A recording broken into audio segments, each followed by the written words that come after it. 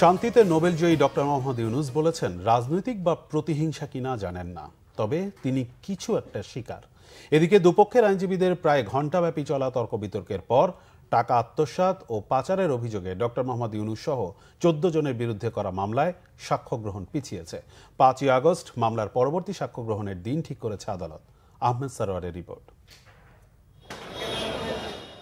গ্রামীণ টেলিকমের শ্রমিক কর্মচারীদের পাওনা পরিশোধের সময় প্রায় 26 কোটি টাকা আত্মসাৎ ও পাচারের অভিযোগে দুদকের করা মামলায় সাক্ষ্য গ্রহণের দিন থাকায় সোমবার সকাল 11টার দিকে আদালতে হাজির হন শান্তিতে নোবেলজয়ী ও গ্রামীণ টেলিকমের চেয়ারম্যান ডক্টর মোহাম্মদ ইউনূস সহ অন্যরা।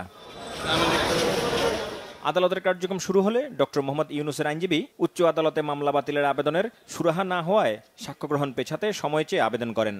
আর দুদকের আইনজীবী দাবি করেন, যেহেতু উচ্চ আদালতের কোনো নির্দেশনা নেই, তাই সাক্ষ্য নেওয়া যেতে পারে। উভয় পক্ষের শুনানি শেষে আদালত সাক্ষ্য গ্রহণ পিছিয়ে 23 জুলাই ধার্য করেন, কিন্তু অলিম্পিকে অংশ নিতে হবে জানিয়ে ডক্টর ইউনূসের পক্ষ থেকে দিন আরও পেছানোর আবেদন জানানো হয়। পরে ঢাকার বিশেষ জজ আদালত 4-এর বিচারক মোহাম্মদ রবিউল আলম 5 আগস্ট পরবর্তী তারিখ ঠিক করে আদেশ দেন। এদিনও আদালতের ভেতরে থাকা লোহার খাঁচা নিয়ে প্রশ্ন তোলেন ডক্টর ইউনূস। এটা যেন উঠিয়ে দেওয়া হয় সে আহ্বান জানান তিনি। আমার বিষয় বলছি না, পুরোপুরি খাঁচাটা, এই খাঁচাটাই বিলুপ্ত হয়ে যাওয়া উচিত, কারোর জন্য প্রয়োজযোগ্য না।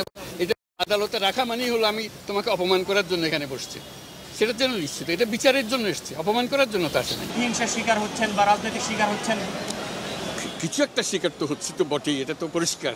এটা প্রতিহিংসা বলেন, হিংসা বলেন, বিদ্বেষ বলেন, সবকিছু মিলিয়ে।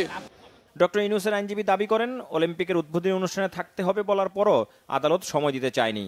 বারবার যে ডেট দেওয়া, তাতে মনে হচ্ছে prosecution is appointed by the government. তাহলে দেখা যাচ্ছে যে আদালত সরকারের নির্দেশটাই বেশি শুনতেছে।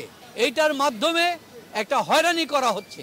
পরবর্তী ডেট দিয়েছেন আগামী 5 তারিখ, 5-8 তারিখ, অথচ ওনার অলিম্পিকের ডেট আছেন 14ই আগস্ট পর্যন্ত।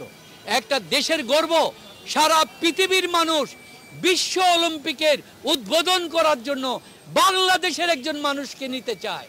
এটাও বন্ধ করে দিতে চায় যে তিনি যেন সেখানে যেতে না পারে।